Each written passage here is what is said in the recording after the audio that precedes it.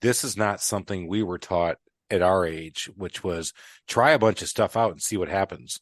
Now, when you look back on my career, that's exactly what I tell people is that I had to go build my toolbox. I started my business at 37. Yeah. So I was a late bloomer, as it were, but I was putting all those skills in. I got my master's degree in mechanical engineering. I went to engineering. Then I got into consulting and I started working with banks, doing financial process improvement. Next thing you know, I'm in commercial banking. Then I start running the loan operations. And I was like, I'm building my toolbox and it's time to take those skills and see what you can do. And that's what, when I go back, because I do go back to a local Catholic school and I talk about career day, I don't care when you start. You just better have a plan. You better understand what your skills are and you have a plan. But I like, and that's one thing I'm going to change in my pitch. I think Jeremy hit on something is that don't expect to start on top because literally yesterday I was taking the trash out in our office. Welcome to the Small Business Safari, where I help guide you to avoid those traps, pitfalls, and dangers that lurk when navigating the wild world of small business ownership. I'll share those gold nuggets of information and invite guests to help accelerate your ascent to that mountaintop of success. It's a jungle out there, and I want to help you traverse through the levels of owning your own business that can get you bogged down and distract you from hitting your own personal and professional goals. So strap in, adventure team, and let's take a ride through the safari and get you to the mountaintop.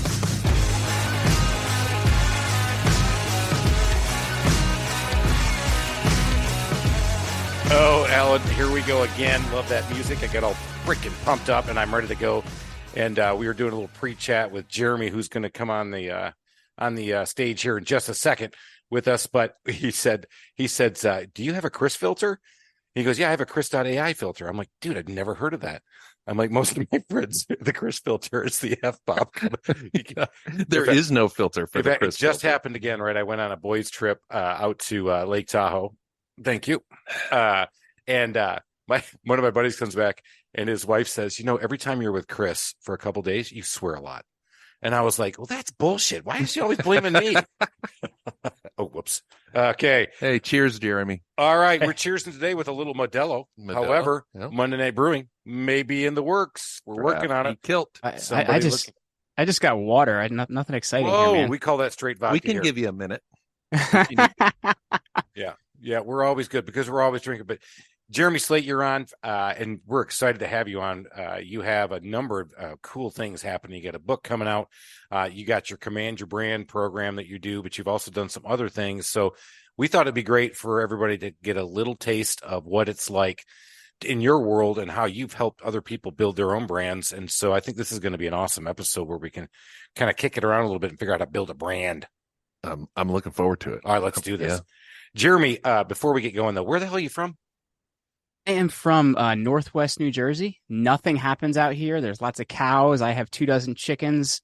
It's nothing really happens out here, man. When you think of New Jersey, you do not think of that. You think of big, cities and The Sopranos. But right? You know what's wild, man? What's wild? So I'm in a county called Sussex County. It's on the border of a county called Morris County. So I'm Warren County. So we're on that part of the state.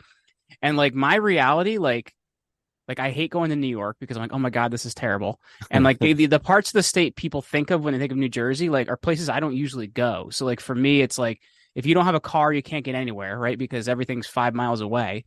I worked on a farm as a kid. So it's what people think of New Jersey being either cities or that stupid Jersey Shore show is not my reality at all. I actually learned that New Jersey tomatoes are some of the best tomatoes in the country. Beefsteak. Oh. Man, yeah. You know what? I'm going to have to try that. So I like John's Island tomatoes out of Charleston. Yeah, I know. I am a tomato aficionado. I like our mountain tomatoes here in Georgia, but we're getting off on a tangent, but we're going to keep going on the tangent. Is that unusual? Is there? No. Okay. But we're going to go back to him being a gentleman farmer or maybe a real farmer, but he said he has 12 chickens. How many? Because I just did an estimate for a guy in town Atlanta, right off of Druid Hills. Yeah. Right. I go in the back. We're doing a bathroom remodel, but he wants to show me one other thing. He says a really unique home, middle of the city in Atlanta. I go in the back and I hear. I'm like, what the hell's going on? He goes, oh, we built a chicken coop during COVID. I said, how many you got? He goes, 6. I said, and he goes, we have more eggs than we know what to do with. We're actually giving eggs away on our street. So how many eggs do these things produce a day? Well, so first of all, I don't just have 12; I have 36. So I have a lot of chickens. We have 4 acres, so they just kind of free range around and do whatever the heck they want. We just got rid of one of our roosters because it was attacking the kids, and we've replaced him with a new, more subservient rooster. And it depends on the day, but I get like 12 to 18 eggs a day, depending on the day. Right. You're that 12 to 18 a day. Yeah. Well, and so I was visiting my cousin, and I was going to play a joke on him and buy him a rooster and just leave it in his backyard because he moved to the country. That's terrible. Well, and then I found out that would have been illegal. I mean, most municipalities, you cannot have a rooster. So do you have illegal roosters, or are they? They are 100% legal where I live. Surprisingly, too, is my barn is kind of like near my neighbor's property, and they don't complain about the rooster crowing at all. They just love the free eggs they get. So I guess we're in good shape. I think that's the way you buy them off, right? That's what I think. I should have asked him that. You know what he told me too is that they were in the coop when I went back, and he said you could see they're clucking, they're ready to go. He said they're literally like dogs. Like when we let them out, they'll follow me around. He said if they came out there, they would be following you around. He said they're very domesticated. I was fascinated with it. And of course, we're talking about this on a podcast. I was going to say, I've got a lot of chicken questions, but we should probably get into. All right. So Jeremy, you grew up on a farm. You're raising chickens. So no, I didn't grow up on a farm. I have kind of my own like farm now, but growing up, I grew up in like a small neighborhood, and I worked on a farm. This is kind of weird, but my dad and I worked for this farmer that his nickname was Bikini Joe. And he he was this very interesting guy with this giant beard that always did his farming in a bikini. So I don't know if it's that show necessarily. It could be. I mean, not against it. Especially if it raises in the rankings. So top and bottom bikini? No. Just like the banana hammock. The bottom part. Okay. It's like the top part would have been a little weird, man. That would have been very weird. Wow. There you go. Not that the bottom part is any weirder, but like it would have been very weird to have the top on too. I mean, seriously, how many other podcasts do you come on where you tell that story? I mean, do you tell it all the I've time? actually never mentioned it on a podcast before. There we go. And so we've had an incredible job of doing that. We had one guy come on the podcast, said my first job, I worked at the foot of Ed's bed, or it wasn't Ed, but it was a dude in bed. God, yeah. But he said my first job out of school was cold calling people to try to sell tickets to events. And I had to work in this guy's apartment, and it was a one-bedroom apartment. And I had to work at the foot of his bed. Oh my gosh. So there you go. And now we know about Bikini Joe. So we bring those stories out. Here we go. We get into it. All right. So you grew up in the suburbs. You go off. Did you go off to college? I mean, did you always want to be a gentleman farmer and then command your brand? I mean, what were you doing? No. So I actually, this is kind of strange, but my undergraduate degree is in Judaism and Catholic theology. And then I have a master's degree in ancient history. I didn't go away to college. I commuted. We're like an hour or so from Seton Hall University. So that's where I ended up going to school. All right. Why Judaism and Roman Catholic? So I went to Catholic school. So you get into college, you don't quite know what you want to do. And you're like, well, I know a lot about that stuff. I don't really have to study in order to pass, in order to get an A there. And it was kind of like, and I hadn't really explored what I wanted to do with my life. And in grad school was where I actually looked like what I wanted to do. So, I did the smart thing, got a master's degree in history, because let me tell you, people are lining up to get those jobs. And you must have been the hottest commodity. So how many churches or temples were calling you saying, hey, Jeremy, we got a great job for you. We're going to pay you at least $13,000 a year. So I ended up teaching at a Catholic school, actually, and I made a very slightly more than $13,000 a year. You were tonning it. Oh, well done, though. I wish working about 80 hours a week, though. I'll add. Yeah. So, all right. So you came out of school with a master's degree and went back and started teaching in a Catholic So what school. we're learning about Jeremy is whatever he does, he's all in. I mean, all in. He grew up in the suburbs, and now he's got to wring chickens' necks every once in a while, fight off. I don't wring any chickens' necks. You don't? Oh, wow. You let your wife do that? I mean, come on. What do you do with the old chickens? We haven't gotten there. I've only lived here for 3 years, so we haven't gotten there yet. There's a recipe called coq au vin. Well, oh, no. Oh, no. Don't yeah. I know. I watched the old rooster Actually, I watched 2 bottles of wine. I watched my buddy's grandmother go out there, and he said, "Yeah, we're gonna have dinner tonight." And I'm like, "Oh yeah." I lived in the city, and there was a farming community all around us, right? And we're out there, and I watched Grandma go out in the backyard, grab a chicken, and just whoosh, does that really quick snap. I'm like, "Oh my God, your grandmother is vicious, bro." I can see the look on Jeremy's face. You should see my 2-year-old grab a chicken though. Like a lot of people are like shocked, like, how does she do that? I'm like, because she's been doing this since she could walk. Yeah, right. She's walking. Next thing you know, she's grabbing chickens. Exactly. Right. And so, in fact, that's like Rocky, right? Rocky had to catch a chicken. You gotta chase the chicken, Rock. Chase him. See, he knows it. Burgess Meredith. You gotta chase the chicken, Rock. Outstanding. And so that's a great. It was a really good impression. That is a great impression. Now Jeremy's 2-year-old can go out there and chase a chicken. So don't mess with Jeremy because his 2-year-old might come out of the bushes, just wring your neck. Whoa, hello. All right, back to Jeremy. So you taught school. Is it high school, grade school? Which one did you teach? I taught sophomores, which will very quickly make you regret ever getting the job. Because it was like, worth every penny. All 13. No, it's because they're not freshmen anymore, so they're not scared, and they're not juniors or seniors yet, so they don't have to worry about college yet. So it's, oh man, it was rough, and like I'm 36 now, so you can imagine what I looked like at 22. Like yeah. I had my coworkers giving me detention, like thinking I was a student. So like you can imagine how students treated me. Yeah. You know, you're going to love that later in life when you're Alan's age, because he's much more seasoned than me. Not really. You look pretty good for 62. We established that. Yeah, we established that. I had I went and did an estimate for this guy, and the guy's 80 years old. I'm like, wow, you look really good for 80. And he goes, well, how are you, young man? And I said, I'm 53. He goes, huh. I'm like, what? What's a huh? So, as people have said, I look really good for 62. But like you look at a guy like George Brett, and you're like, why does George Brett always look like he was 50? Like he's always looked that way. Yeah. Or Don Rickles, when he was 50, he always looked like he was 70. So, all right. So you go to teach. What subject did you teach? I taught sociology, criminology, and U.S. history. Oh boy. Ooh. Yeah. How about that? All right. So how many years did you do that? Just 2. I burned out very quickly. Yeah, it's tough. That's a tough role, man.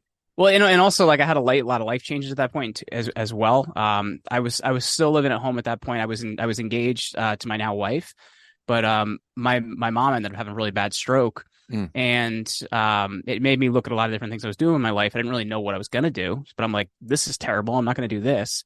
So I tried a whole bunch of things from that point. It took me about 2 years to kind of figure out podcasting and running this agency and everything like that. But to me, I burned out really quickly. I had a really big life event happen, and I'm like, you could show me how to sell garbage on Etsy, and I'm going to go do that because this is terrible. All right. So how'd you figure out what you're going to do next? That's a pretty big leap. But before we do that, one thing I'm going to bring up, we've got 2 good friends that we know. Both of them taught in school, but now have different careers. One of them's being Troy as a lawyer. And he said that those were formative for him because he had to learn how to relate to people who did not want to be related to. And of course, he looked young as well. And so I think again, kudos to you for doing that. I think it's unfortunate that teachers aren't paid more to do what they do. And it's unfortunate that our school system allows people to kind of screw around. And then our other friend who came on the podcast created his own academy here in Atlanta just to change the way people are trained, the way teaching happens, the Walter Reed Academy. And I think that's William and Reed. Well, wait, that's right. William and Reed. Yeah. What did I say? Walter Reed, the hospital. That's right. That's what they did. Well, I'll say it's unfortunate I wasn't a very good teacher. That's what I'll say. Oh, yeah. All right. So you come out, you've had this really big thing. And now you had a midlife crisis at the tender age of 27, probably. Yeah, I was 24 at the time. Yeah. So 24. wasn't very old. Yeah. So, all right. So how'd you figure out what to do next? Because that's, again, life is about transitions. We talked about this the last episode that we had our guest on. We talked about life is about a transition. And so now what? Yeah. Well, I'll tell you what, I think one thing that my generation sucks at is everybody wants to start on top. Nobody's willing to work, and everybody's, they want to get a career that they're going to be in and make a whole bunch of money. And I think, frankly, the way to actually like do something with your life is to try a whole bunch of different things, actually a lot of manual labor jobs, and you're going to figure out what you like, find out what you don't like. You're going to learn some life skills. And from there, you're going to actually be able to do something. So for me, I actually after that, I worked for a house painter for like 2 years. Nice. And I worked on 40-foot ladders, 40-foot wooden ladders, by the way. Imagine carrying those things. And those things are heavy. And again, you can't see him on the podcast. He's obviously in much better shape. Look at the guns. And he's got some guns, bro. Look at that. I tell you, farming's good for him. I was a competitive power lifter in my 20s. Okay. Well, there you go. So you could lift so everybody was like, hey, Jeremy, go grab that ladder, will you, buddy? I mean, the aluminum ones are heavy. I pulled an army tank on the back of an 18-wheeler to raise money for the Wounded Warrior Project. Nice. That is so. Oh, come on! Did you ever bring? Are you serious? Yeah, and I'm only 5'5", man. So like you can imagine, like the dude. What? All right. So we're sitting down. Alan is what are you, 7'5"? Something like that. Yeah, close. He's a really tall dude. And I'm only a short 6'2". You pulled a tank on the back of a truck. Tank. Yeah, what they do is they put the truck in neutral, right? Because otherwise, if it's in gear, ain't nothing happening. And they take this M1 tank that's been decommissioned. They put it on the truck bed. They hook a chain to the truck bumper, and you got to pull it. The secret to doing it is you got to get really low to the ground, because if you pull upwards, right, it creates too much tension on it, right? And you're creating too much resistance, and it doesn't move. But pulling downward actually gets it to roll. There you go. Tip for powerlifting. You know what? Next time you go pull a tank, Alan, I want you digging down low, big boy. No. I want all 6'7" of your ass way down there. I'm sitting in the turret with the 50 cal. Yeah. Because I don't know. Did you get to get in the tank and run around with it? No. It was actually lowest body weight. I like 5'5", 5'6", somewhere around there. When I was competing, I was 190. I lost to a 5'3", 140-pound stay-at-home mom. Oh my God! Oh my God! She could pull it. That is awesome. That is a great story. Is there a video of that out there somewhere? Oh my gosh! I think there is, but it's like crazy grainy, because it's like, we're talking 2014, so like video was not very good at that point in time on a cell phone.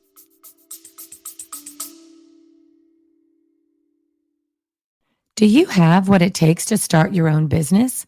Are you tired of the 9-to-5 corporate job and ready to make that leap into entrepreneurship? You need to check out From the Zoo to the Wild, the book by successful entrepreneur Chris Lalvani.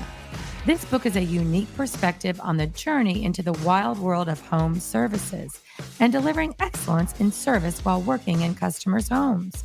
Lalvani shares his path to success in this industry, including proven customer relationship strategies, award-winning customer experience processes, and a unique approach to training a team of service technicians to perform at the highest levels. Whether you're a small business trying to scale or a franchise operation, From the Zoo to the Wild will give you the mindset, habits, leadership style, and customer-oriented processes to succeed as a small business owner in the world of home services.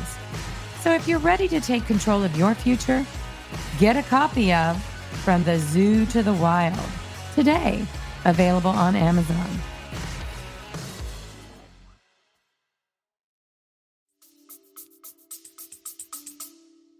Yeah, but still, it had to be mad props for that chick, though, right? I mean, that lady, but stay-at-home mom.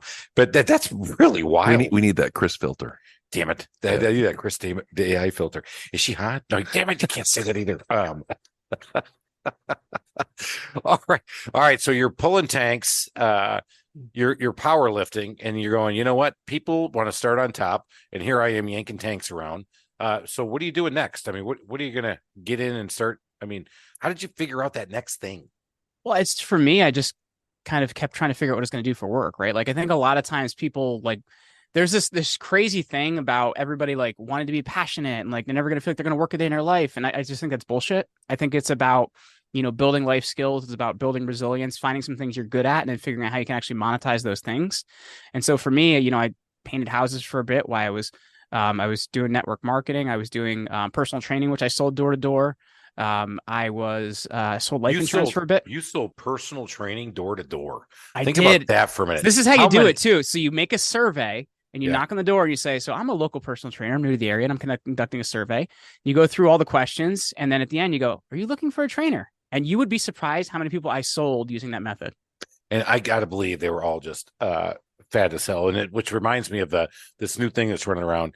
It says, it's a meme and it says, I signed up for a health fitness membership, and after 4 months I've seen no improvements, so I decided to go in person and find out what the hell's going on. That's great.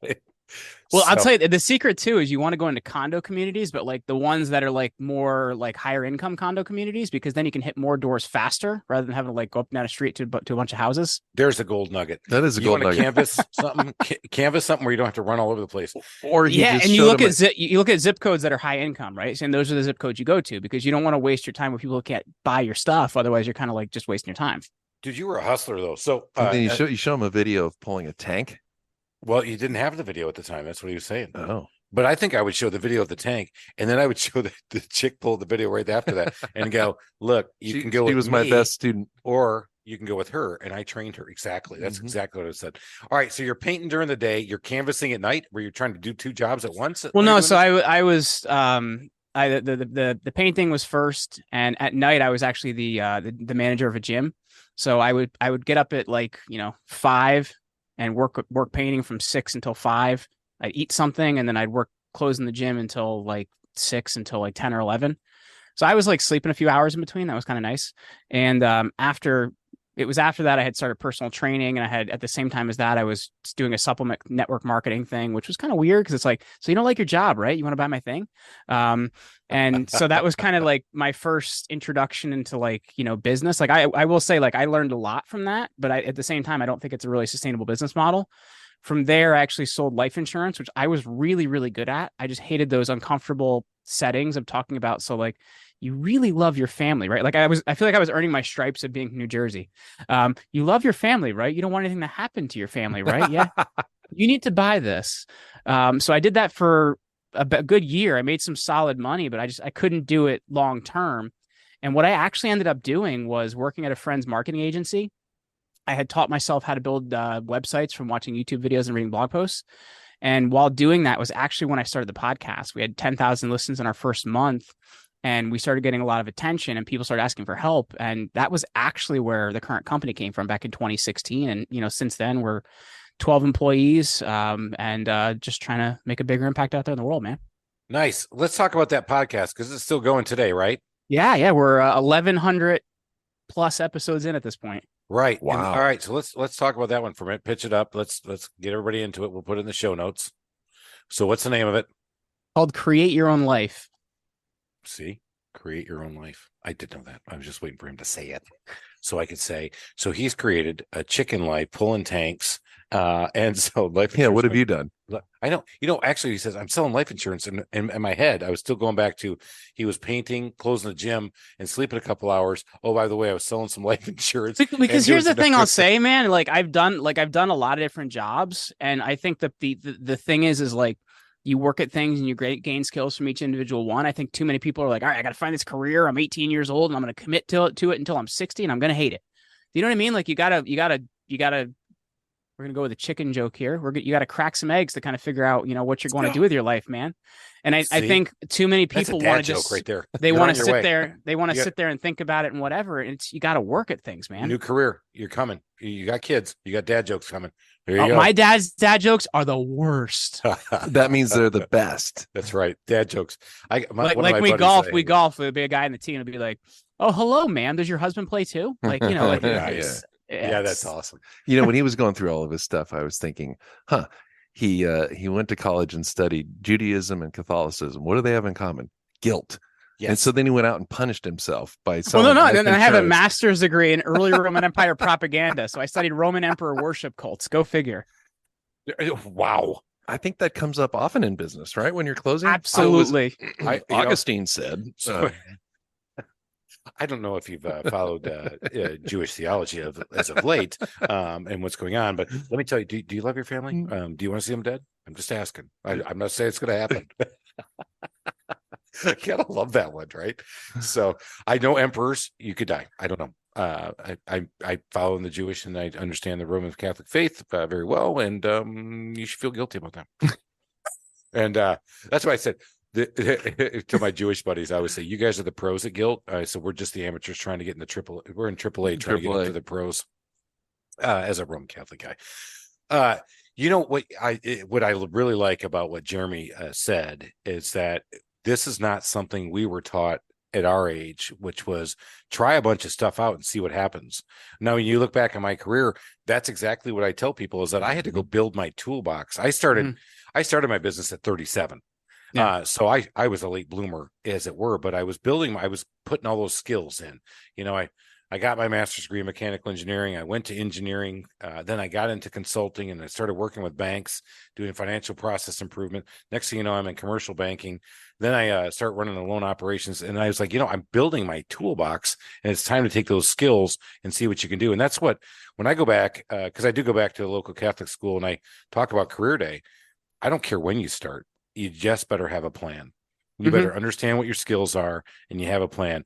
But I like, and that's one thing I'm going to change in my pitch. I think Jeremy hit on something, is that don't expect to start on top, because literally yesterday I was taking the trash out in our office. Well, and because I'll tell you that now, like we were just hiring again last week, and it took me a lot of interviews and everything else to actually like hire somebody. Because, dude, I don't know, but like people getting out of school now, they're like, so I have a degree in women thinking about literature, and I would like to make $75 an hour. You know what I mean? Like they have no qualifications to do anything, and they want to make a rate that you're like, nobody can be profitable at that. What are you thinking, dude? Yeah. Well, that is I obviously I just love that arc of skill sets and what he's done. So you started to Command Your Brand in 2016. And this came off the podcast. Was it somebody who came on to start to give the idea? Was it you guys starting to talk about it, germinate it? I mean, talk a little bit about how you brought that up. So originally, like what we did, it was called Slate Media Productions, and it was a done for you podcast model where we like edited your podcast, got your guests, got you booked on shows. Like we did this whole thing around a podcast. And I knew nothing about running a business, so I knew nothing about making a profit. So I kind of figured this whole thing out. And I remember sitting down with the first prospective client, which was a family friend. I'm like, so it's going to cost $20,000 a month, and he's like, I'll give you $1,500. So I was spending about $5,000 to make $1,500, and it was kind of how we got started. And we found that the thing that clients actually ended up liking the most was actually just going on podcasts and running a PR campaign. And actually my wife's degree is in PR. So we were able to really look at like, how can we take this and make this something viable and make a bigger impact for people? Because in my opinion, I think legacy media is absolutely dying. I think there's nothing left to it. And podcasts and new media is kind of the direction things are going. So we really wanted to help our clients be in the best places, make the biggest impact. So from there, the first version of this company was called Get Featured Media. We had another partner besides myself and my wife. And we, in the first 9 months, we made multiple six figures. We had done booked our clients on a lot of great shows, but then we really weren't getting along. And that was, we got in this weird kind of time period where I was paying all the employees, but he wasn't doing anything. And that was a problem. For 3 months, we had to figure out like what we were going to do. So we didn't have any new income. So I was actually getting side work to pay the employees so we could keep them. And it took that much to kind of figure out how to like end the non-compete and end that business. So Get Featured ended in mid of 2017, and it became Command Your Brand from there. So we've essentially been running the same business where I kept all the employees, kept them on. And like I said, even got side work in the beginning to make sure that they were still getting paid. And, from there, that's really where things have gone.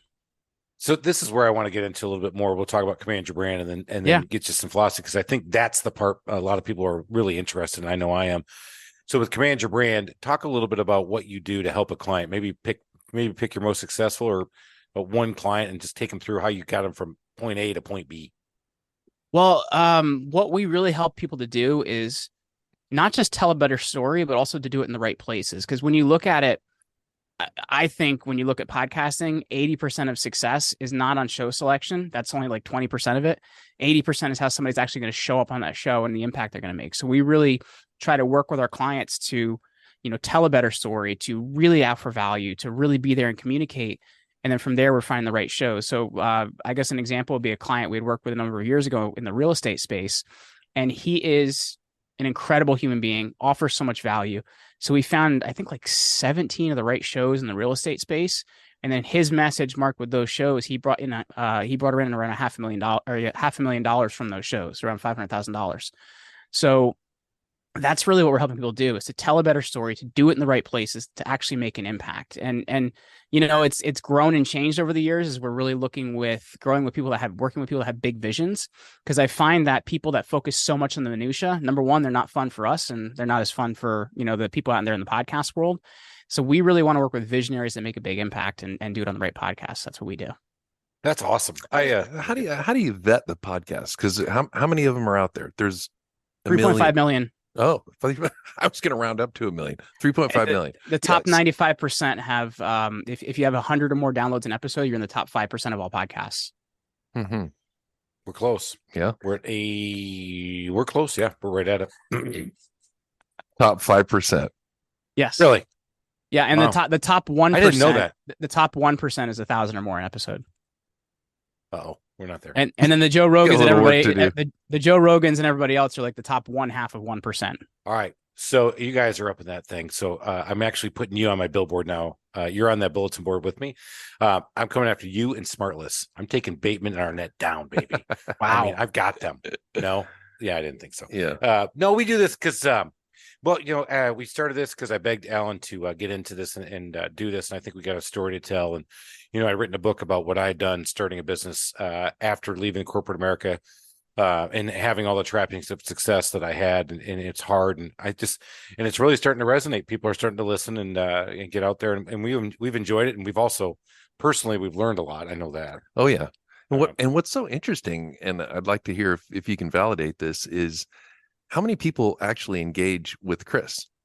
I mean, when he's out at trade shows, he gets emails, he gets phone calls, and it's like that seems like a really high percentage of listener engagement on a podcast. Is that normal?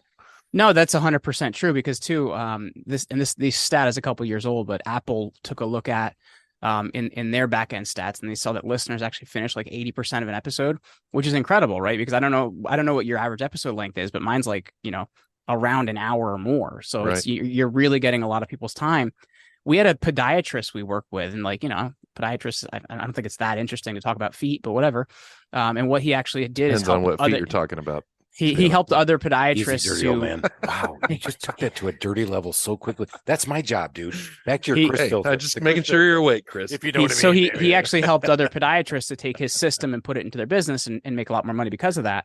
So he was at a trade show. Somebody he'd never met walked up to an event and handed him a check for $10,000 to join his program. And I think that's what especially when you go niche. I think when people go really broad, there's not as much value. But when you go really niche, you're actually talking to the people you need to be speaking to, and the people that can make a buying decision with you or that need to know who you are. To me, that's the bigger impact. Yeah, no, that's awesome. I love that. All right, so you work with your clients. Well, I want to get back to my original question, which was that? The vetting. You have 3.5 million podcasts to choose. How do you know which podcasts are good? For your particular client. Oh, right. So there's a couple different things. Like number one, like we found that kind of the charts and whatnot in Apple Podcasts are kind of, excuse my French, bullshit. Nice. Like they used to, before 2017, they used to really be an active thing that I think you could gauge audience numbers off of. But now I think really it's been bought by corporate. So kind of what's there is what's there. And if it's usually the brands that you're going to have recognized, right? Like, your Wonderies and those like that. So I think they've really like owned the charts. So what we've done is there's a couple different tools that we use to take a look at podcast audiences. And one being chartable.com is really good. Listen Notes is a really, really solid one. And our favorite tool is a software called Raphonic, which can actually estimate podcast show reach. So we have a good idea of, kind of what we're working with. And it's pretty darn accurate for what we've seen. Yeah. So how many clients are you working with right now? Ish. It depends. We did, like last year we worked with 60 clients, but we had kind of a rate change structure and everything. We did have to cost of living and everything. We did have to do a price raise and things like that. So we're actually working with right now working with 40. So it is a kind of a lower, but our cost per client is higher than it used to be. Yeah. So hey, it works. I mean, honestly, here I am talking with other remodelers. So like Chris, I do 100 jobs a year, and you're doing 2,800 a year. I'm like, yeah, I know. It's a lot of brain damage, my friends. I get it. It's a lot of therapy. It's just not good. So I would say bigger is not always better. Better is better. That's what Warren Buffett always said.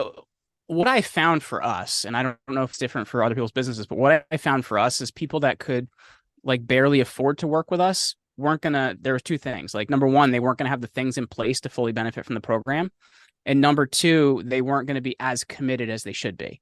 So, obviously you should also make money for what you do. Like, I think that's pretty important. I think that's a business pretty lesson important across thing. the board. And that one, I'm going to make sure everybody picks up on that one. sometimes when people ask you, hey man, can you discount this? This might not be the best customer for you. And when you're first starting, you'll do it. You'll take a chance. Absolutely. But you know what? And I would tell you some of the worst customer experiences I've had have been nickel thin razor margins, and we gave a discount and they came out and we all felt bad about it. I felt bad because I didn't make any money. The customer felt bad because they felt like we didn't give them great service. And some of the best customers I've ever had, I charged probably double, got my best margins on, and they keep coming back for more work. You've told me I'm one of your best customers, so you're telling me you're doubling? Damn it. Oh, Chris. He charges you to hang out with him, man. Well, I know. So I used to have to bring the beer. Yeah, he used to bring the beer, but no, actually, he started bringing Bud Light, so they wouldn't let him come anymore. No, he's gone. Yeah, in fact, it's funny you should say that. We're broadcasting live from my basement, where my son, who's going back to college, had a little rager over the weekend, and there's some Bud Light in my fridge. And I opened the door, and Alan goes, "I'm not drinking that." I'm like, "Oh, come on! I'm not." I was Somebody already paid for it. I guess it doesn't matter. I was pointing at the Modelo. Break it down, bro. Come on. But no, actually, we're doing Alan's deck, and I told him, I'm like, "Look, dude, I'm doing this, and I'm really thin margin." And we just got done saying, "Hey, Alan's a really good client," and my project manager, who's doing the job, is saying, "Boy, I really like working with Alan." I said, "That's good, because I just heard that he really likes working with you." So I just got to tell it Alan. I'm like, "Hey man, it sounds like we had a great relationship." So now Alan, the cat's out of the bag. Yeah. Yes, I'm doubling 2 + 2 = 4. That's right. And don't forget. I will say for us, we do have a no discounts policy, because there's a couple things. Like, we're always going to do more to add more value to the client. So maybe that's meaning, adding an additional resource or adding something else that can help them. But we don't do discounts for a couple reasons. Number one, like, I can't do discounts on paying employees, right? Like, it just doesn't work. You can kind of get in trouble legally for doing that. So that's number one. But number two, discount clients don't get to work as much. I'm just going to be honest. It's just how it works. It's a hard lesson to learn. You learn it but of course you started yours back in 2016. So you got the benefit of a couple of years under your belt. Well, that's command your brand, but you've been doing it. See, in the beginning, we did it because that's the only way we could grow. You said it. I spent $5,000 to make 1,500. Now I'm out there cranking out, and I can do what I need to do, but I'm actually doing better, and the customers and the clients like me better. That's a great model, because it goes back to the Ritz-Carlton, which I use in my training. Is that I was just out in I actually toured the Ritz-Carlton in Lake Tahoe. Did I mention there? Was it an official tour, or no? They left the door open, and I went to the pool and hung out there for the day. So, but their room rate that night was $1,200, and I was like, all right. I was staying at my buddy's place down the hill. But when you look at that, they were almost full occupancy, $1,200 a night, and that sounds crazy to a lot of people. But no, one of the things I found an article, and I got to go find it again. One of the fastest brands to come back out of COVID in terms of occupancy rates was the Ritz-Carlton. Probably because you assume that they actually have cleaners.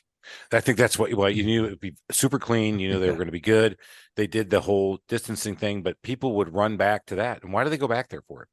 And I do this in training all the time. Experience. Exactly. And experience is one part of it, but also, like, a certain class of person also expects to pay a certain rate, right? And I guess below that, in their opinion, it doesn't have the value. I've seen it, man. Right. So the one I use in training is I show off a property that's on an island, or it's a little tributary. Ritz-Carlton is $2,000 a night, and I said, you know what you get? You're showing properties on island. Was that one that guy Jeffrey owned? That guy? Not that island. Hey, nice. Oh, good pull. Wrong island. Wrong island. I wasn't on that island. I wasn't invited.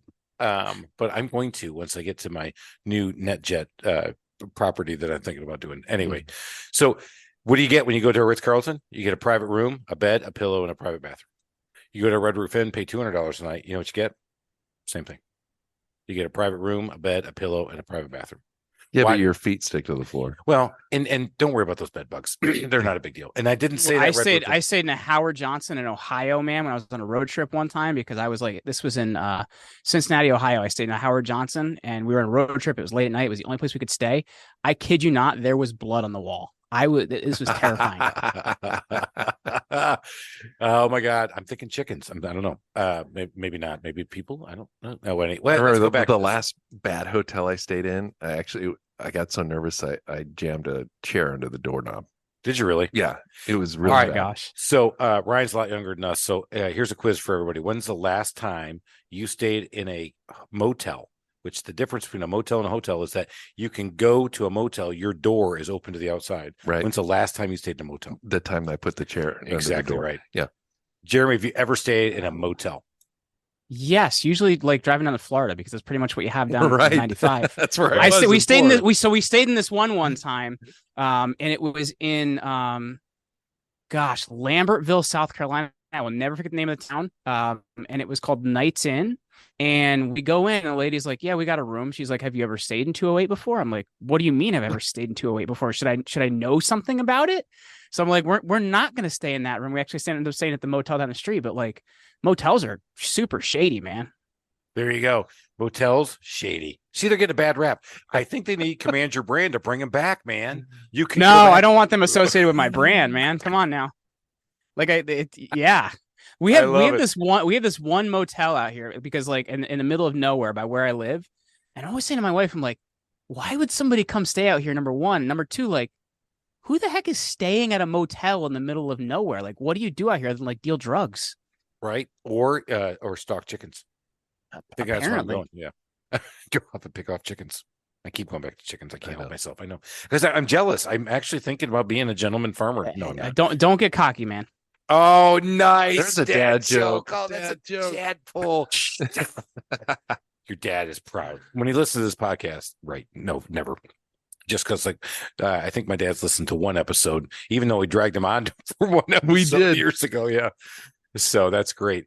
All right, man. So I know we're coming close to our end of the time. I don't want to get too far ahead of myself. You got a book coming out. So let's talk about this book.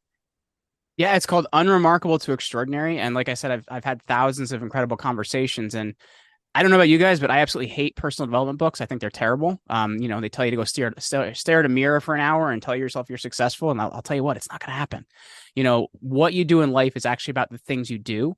So what I did is I interviewed thousands of people that have actually like achieved things by doing them. A 4-time 8500 champion, the former CAA director, Major League Baseball Hall of Famer. And I've tried to learn from these people, like what makes them who they are and what are these things that other people can apply. So that's really what Unremarkable to Extraordinary is, because I think we all start unremarkable, but it's the things we do and the experiences we have that make us extraordinary. So I wanted to give people life experiences they can have that can also make them, help them do something incredible in their lives. That's a great book. So the book revolves around stories around these people. Yeah, it's stories around people's lives. Like I mentioned, Elio Castroneves that won the Indy 500 4 times. We talk all about his life. We had the My Pillow guy on, Mike Lindell, and we learned all about his life as well. So really, I've had a lot of incredible conversations. Like he gets into some strange stuff that he found in the carpets of those rooms when he was a crack addict. But like, I will tell you, man, like it is incredible what people can do by hard work, and that's what I really want to teach to others. That's outstanding. When is it coming out? It actually came out in June. So really? People can go to getextraordinarybook.com and it's out there for purchase right now. I want to know if the lady who pulled the tank that beat you is in there or not. She's not. She's not. Oh. I still hold a grudge against her, man. Not right. happening. You kept her out of the book. Gosh, he holded her out of the book. No, she should have written the old shoulder, man. Oh, dang it. You should have made who needs Helio Castroneves? And who's the MLB Hall of Famer who's in there? Mariano Rivera. Oh, are you kidding me? I've interviewed him, Johnny Damon, Nick Swisher. I'm trying to think of who else I got in there. You guys may have heard of. He's such a name dropper. There was a middle linebacker, Sean Merriman. Pretty incredible. I've had some incredible conversations, man. I've been very lucky. That is, but so one of the common threads. What's one of the common threads you thought that you learned from these guys? Well, there's a couple different tenets I looked at. Like number one is adversity and how adversity really drives a person. So some of the stories are in the book are just from people I admired that I haven't had a chance to talk to. So I have a whole chapter on Tom Brady. And I think that he is one of the best examples of adversity, though I'm a Green Bay Packers fan. So, I do look at life a little bit differently. But I think if you look at you're like the fifth Jersey guy I know who's a Green Bay Packers fan. What the hell do they have in that? By the way, I'm from Detroit, long-suffering Lions fan, and currently a long-suffering Falcons fan. Definitely smarting from the whole thing. But guess what, big boys? Guess who's going to Lambeau this year? That's right. Big Daddy's going to Lambeau. I am going to Lambeau later this year. Bucket list place for me. Have you been to Lambeau? I'm a shareholder, but I have not been to Lambeau. Okay. No. Oh, I'm a shareholder, baby. I got a stock certificate. Oh, look at you. All right. So I should say that's I should like that team the most. Unfortunately, I grew up in Detroit and I went up in the UP and played football, and all my buddies, we were either Packers fans or Lions fans. And so I can't. I can't. I just cannot cheer for them. So I'm going up for the Lions-Packers game. It's a Thursday night game, the end of the, September. Just freaking pumped. Going to catch up with some of the guys I went to school with. A lot of fun. So, all right. So adversity, that was one. Tom Brady. What was the second one? Another big one is like leadership and how people lead. I think a lot of times people want to lead from the front, when a lot of times you're leading by right alongside people and being willing to do just as much, if not more than them. So that's another really big concept. Another one I would say as well is I don't think there's as much value in education as people want to think there is. I think there's a lot of value in, what you're actually going to do in your life and learn by experience. I'm a big learner from experience rather than, as I mentioned, I have a lot of book knowledge, but I don't think it's very applicable in life. To me, I think experience is your greatest teacher. Another thing I would say is that done is better than perfect. So many times people will spend years building something that's never going to get out there. Oh, but if you're going, such a good line. Done, right? Is better than because perfect. It's like they're like, oh, that's the title of this podcast. The apostrophe has got to be in the perfect spot, or I cannot release this thing. Are you sure? You sure it's not killing chickens with Bikini Joe? You know what? You make a good point. think everybody would listen to it with that title, man. I know. Killing chickens with Bikini Joe while putting your head under my pillow. There's a mic drop. Oh my God, that was. There you go. That is classic, bro. Oh my God, that's so funny. All right, I'm trying to think of the title. I got way too many titles in my head now. Yeah, we got to get back on track. We're almost done. We are almost done. We got to get into the questions here. All right, let's do this. Well, obviously, you can't promote your own book, but what is a favorite book that you would refer to everybody right now to take a look at? Because I'm with you. I don't think the self-help books get you there. I love biographies. I love, listen to people's stories much better. But what's a book that you don't steer his answer? I'm sorry. Oh, couching. It's rough, man, because I read a lot of biographies. I read a lot of autobiographies. I also I read a lot of like literature as well. So like Crime and Punishment by Dostoevsky was an incredible book because you just learn a lot about kind of human beings and how they think. But if somebody came to you and said, I'm thinking about starting a business, give them a book. So I don't remember the author, but I just finished a really great biography of Sam Walton. And I find that to be a pretty incredible story because the family since they're not really doing so hot, but Sam Walton, he did a lot and put a lot on the line to actually make that business go. I love reading those same things. And I'm with you. I can't stand most business books, but I like reading about the guy that founded Starbucks, and how Arthur Blank and Bernie Marcus did Home Depot. I mean, and most people just look at them and go, oh, look at how rich they are. And, how can I get some of their money? And then you find out that they put everything on the line to make it happen. Yeah. Mm-hmm. I think it goes along with From the Zoo to the Wild, book that you haven't mentioned your book in a while, Chris. All right. Yeah. All right, let's get into this. What's the favorite feature of your current home? We know we've been talking a lot about the chicken. The chicken coop. It has to be something other than chickens. So I have a river that goes through my backyard, so it's where I typically we use our kayaks and stuff like that. Okay. Love that river runs through it. Man. I watched that movie. In New Jersey. I know, right? Again. As I said, it's people see where I live and they're like, this is New Jersey? What? That's beautiful. All right. Second thing. So customer service, when you're out there getting service, you're out there. We are customer service freaks. Let's go. What is a customer service pet peeve of yours? Calling Verizon Wireless? I don't know, man. Dude. Oh yeah. Try T-Mobile. Well, no, because phone customer service, right? I think that a lot of companies have tried to make it cheaper and do whatever. Our cable provider, our cable and internet provider used to be Optimum. It's not anymore. And when their hold times are long, it just hangs up on you and says thank you and goodbye. And you're like, but I've been waiting for 40 minutes. What do I do now? Right. I think companies really need to start, especially with phone service, valuing their customers more, because I think at the same time, they've outsourced to other countries where, I don't see a problem with that. I've outsourced to other countries as well, but I think for phone support, that can be very hard because those people don't have exact documentation and access to different things. And you're a human being, you're not a process. And I think to me, companies suck at phone customer service. I agree. That's a good one. Oh, and to pile onto that, when you're actually finally get to somebody and it sounds like they're taking care of you, and then you're like, okay, if I need to call you back, how do I get a hold of you? And they can't give you their name and you can't reach them again. There's no number. Right. Drives me nuts. Yeah. Speaking of that, the corporate card I've used for years is American Express, and they have been extremely helpful on the phones. I found them to be really good. I'm gonna plug that one for a minute, but that's cool. Not American Express sponsor of the Trusted Toolbox. They should be. Well, trust me, I put plenty of money through their organization. I can promise you that one. All right, last thing. What is a DIY nightmare story? And we love fire, dismemberment.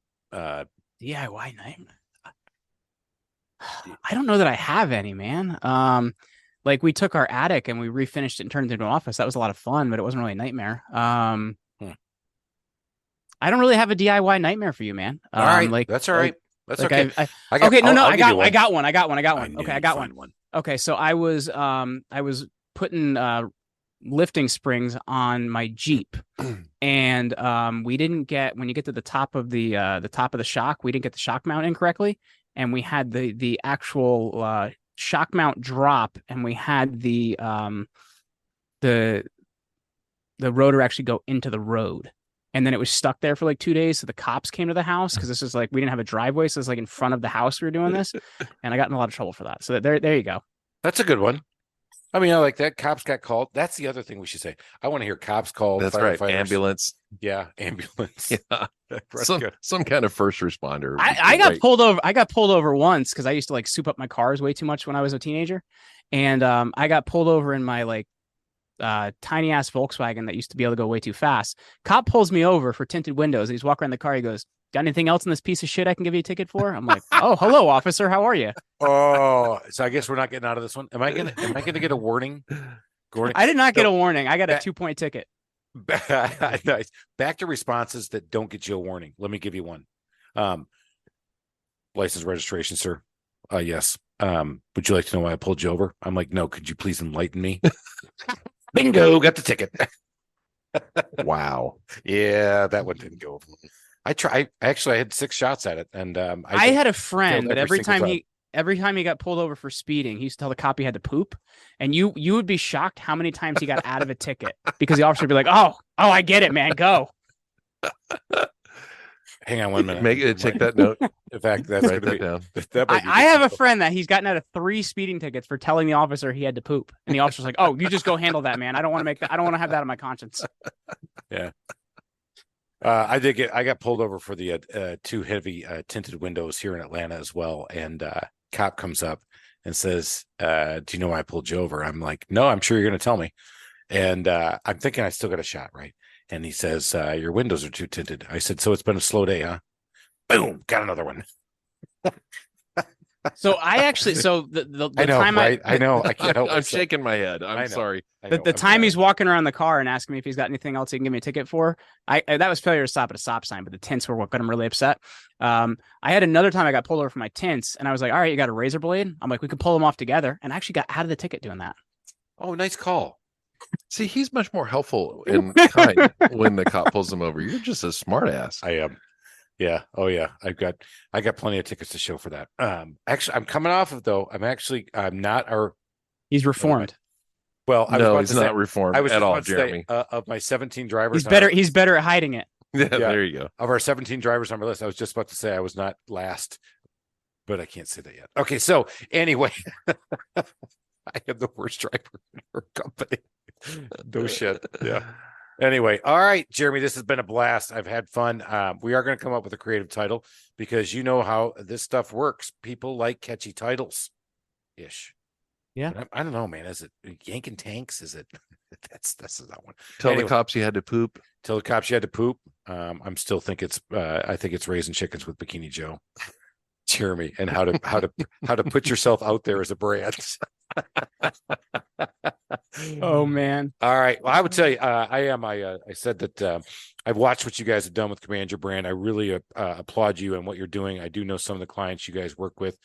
Stellar work. They are getting out there. I've seen the names, so I was glad to get you on and get a chance to kick it around with you a little bit. But keep it up. Keep making that shit happen. Making it all happen. How else can they find you besides Command Your Brand and your great book about Unremarkable to Extraordinary?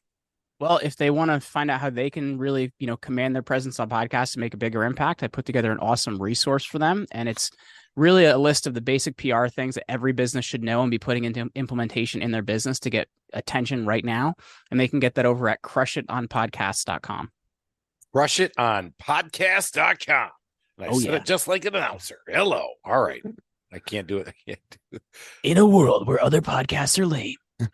Now he's talking. I was waiting. I wanted another impression. Come on. We can't do another impression. Oh, you want another impression? I got some good ones, man. All right. Hit me. I got Yoda and I got Scooby-Doo. You tell me what you want, man. Both. You know what? I want Yoda first. Because there is no try. Only do or do not. Thank you. All right. Give us our best Scooby. Rinky's Raggy. Come on, your kids. My wife is gonna hate me for that. I hope she listens to this episode because even she's gonna learn a little bit more about Bikini Joe and raising chickens. Absolutely. If you want to learn more about how to raise chickens with Bikini Joe, keep dialing in. Get in here. Let's check it out. The Small Business Safari. And by the way, if you're still listening, man, do me a favor. I can't even get my best friends to give me a rating and a review. I begged them this morning, and Mia says I just did it, and I'm looking, and it's not there. Yeah. So I don't know if Apple's suppressing all these reviews or not, but they probably know that the reviews are written under duress. Ratings and reviews don't help you. So what I would tell your listeners to do that's actually going to help you, they need to subscribe, man. That's what actually helps you. Oh my God! Subscribe, hurry, please! Subscribe, baby, do it. 125 episodes. How am I doing? Yeah, and this will be on YouTube too, which is one of the ones that just blew up with Paul.